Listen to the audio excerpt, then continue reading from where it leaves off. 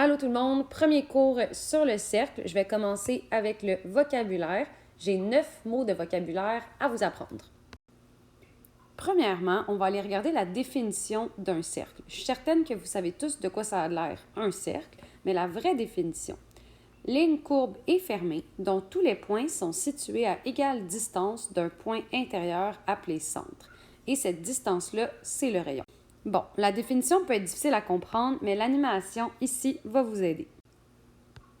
Donc, ce que vous voyez ici, c'est que le cercle il est formé de points qui sont tous situés à égale distance du centre, le point rouge. Puis cette distance-là, on appelle ça le rayon. Donc, un rayon, c'est quoi? C'est un segment, ça veut dire que c'est quelque chose qui est droit, qui n'est pas courbé, qui relie un point quelconque du cercle à son centre. Un point quelconque du cercle, ça pourrait être ici. Donc ça veut dire que je pourrais avoir un rayon ici. Parce que ça relie un point quelconque du cercle avec son centre, puis c'est un segment, c'est droit. Il peut y avoir une infinité de rayons pour un seul cercle, parce qu'un point quelconque du cercle, c'est pas obligé d'être ici. Si je fais un autre exemple, un autre point quelconque du cercle, ça pourrait par exemple être ici. Dans les problèmes sur le cercle, vous allez souvent utiliser le rayon pour calculer certaines choses. La variable qu'on va utiliser pour remplacer le rayon, c'est un R minuscule. Puis l'unité qui va être appropriée pour le rayon, puisque c'est une longueur, ça va être une unité de longueur. Donc, ça peut être en mètres, en centimètres, en décamètres, ça peut être en pouces, ça peut être en pieds, etc. Le diamètre d'un cercle, c'est un segment qui relie deux points quelconques du cercle tout en passant par le centre. Donc, je vais aller placer un premier point quelconque sur mon cercle et je vais aller en placer un deuxième.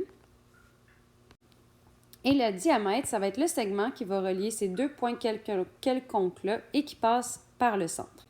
En fait, c'est vraiment comme si vous coupez votre pizza en deux et le trait de couteau, et ça devient en fait votre diamètre. Ça dit ici qu'il y a deux rayons dans un diamètre. Effectivement, je vais avoir un premier rayon ici que je suis en train de surligner en jaune. Puis je vais avoir un deuxième rayon là que je suis en train de mettre en bleu. Donc, il peut y avoir une infinité de diamètres pour un seul cercle. Je vais vous montrer deux autres exemples. Donc, le segment bleu ici, ça pourrait être un diamètre. La variable qu'on va utiliser pour représenter le diamètre, c'est un D minuscule. Et tout comme le rayon, puisque le diamètre est une longueur, l'unité de mesure qui va être appropriée, ça va être toutes les unités de longueur. Donc, centimètres, décimètres, kilomètres, pouces, pieds, etc. La corde, elle est un petit peu moins sévère que le diamètre parce que c'est un segment qui relie deux points quelconques du cercle, mais sans nécessairement passer par le centre. Donc, ce que vous voyez ici, c'est qu'on a un segment qui relie deux points quelconques de notre cercle, mais qui ne passe pas nécessairement par le centre. Donc, on peut en tracer plusieurs autres. C'est pour ça qu'il est écrit qu'il peut y avoir une infinité de cordes pour un seul cercle. Je pourrais avoir une autre corde ici, je pourrais avoir une autre corde là, je peux avoir une autre corde ici. L'important, c'est que votre segment, ses extrémités, ça soit deux points qui soient sur votre cercle. Là, j'imagine qu'il y a des gens qui regardent ici et qui se disent « Ouais, mais madame, ça, c'est pas une corde, c'est le diamètre. » Vous avez raison que c'est le diamètre, mais le diamètre, il respecte la définition de la corde. Parce que le diamètre, c'est un segment qui relie deux points quelconques du cercle, celui-là et celui-là. Puis ça dit que la corde, c'est pas nécessaire qu'elle passe par le centre, mais elle a le droit de passer par le centre si elle veut. Ça veut dire que le diamètre, c'est une corde, et c'est pas n'importe quelle corde, c'est même la plus longue de ton cercle. Quand ça passe au centre, c'est là que c'est le plus long. Maintenant, on va faire la différence entre la circonférence et le disque. Donc, la circonférence d'un cercle, c'est le périmètre de celui-ci. Donc, c'est la longueur de la ligne courbe qui forme le cercle. Ça, dans le fond, puisque c'est une longueur, l'unité de mesure qui va être appropriée, c'est une unité de longueur. Donc, ça peut être en kilomètres, ça peut être en mètres, etc. Ça peut être en pieds, ça peut être en pouces. Tandis que le disque, ce n'est pas parfait, mon surlignage, mais c'est la région intérieure de notre cercle. Donc, ça veut dire que ça, c'est une surface. Donc, l'unité qui va être appropriée, c'est une unité de surface. Donc, centimètres carrés, mètres carrés, décamètres carrés, millimètres carrés. J'ai oublié de le dire, mais la variable qu'on va utiliser pour la circonférence, ça va être le C majuscule. Pour l'aire du disque, vous allez toujours pouvoir prendre un grand A majuscule. Un angle au centre, c'est un angle qui est formé par deux rayons et son sommet doit coïncider, ça veut dire que son sommet doit être sur le centre du cercle. Donc, pour aller me créer un angle au centre, première des choses, c'est que je vais aller me tracer mes deux rayons. Je vais les tracer n'importe où. Donc, je me trace un premier rayon ici, tiens, puis un deuxième rayon là. Ça crée deux angles au centre. Ça crée comme un angle aigu puis un angle obtus. Donc, le premier angle au centre que ça crée, c'est celui-là, qui est notre angle aigu. Sinon, ça pourrait aussi former un autre angle au centre qui serait obtus, qui serait celui-là.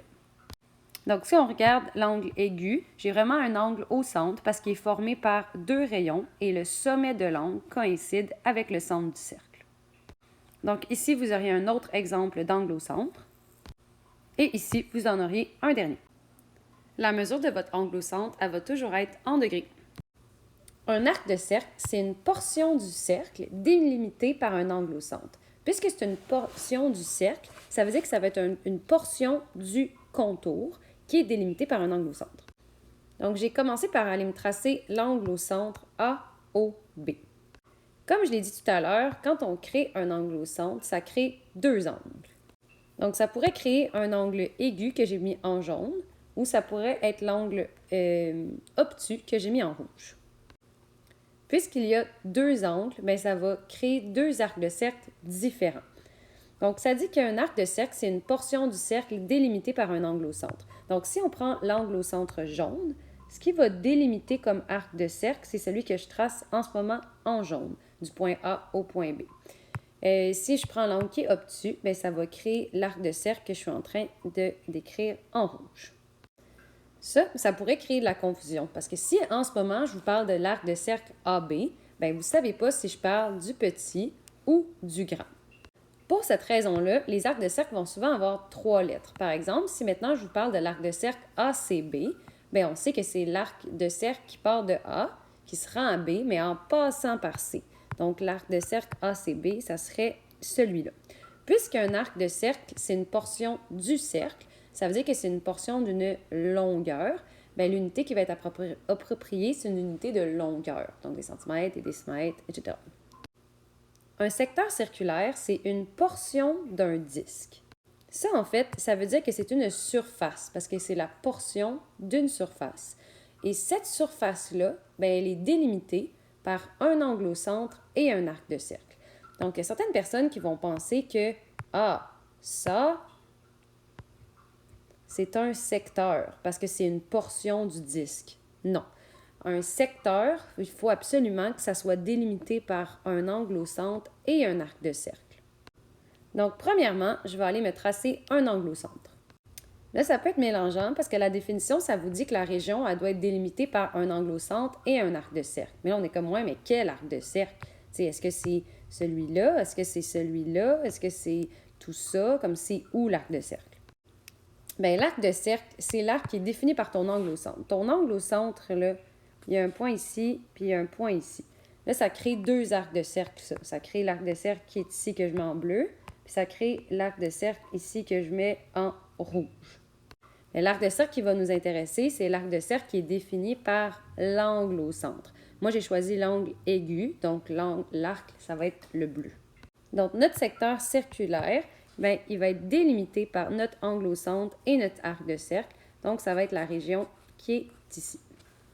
Donc, vous avez ici un autre exemple de secteur circulaire qui est défini par un angle au centre, un arc de cercle, puis c'est la région à l'intérieur. Puisque c'est une surface, l'unité qui va être appropriée, c'est une unité de surface. Donc, centimètres carrés, décimètres carrés, kilomètres carrés. Donc voilà, j'ai terminé pour le vocabulaire sur le cercle.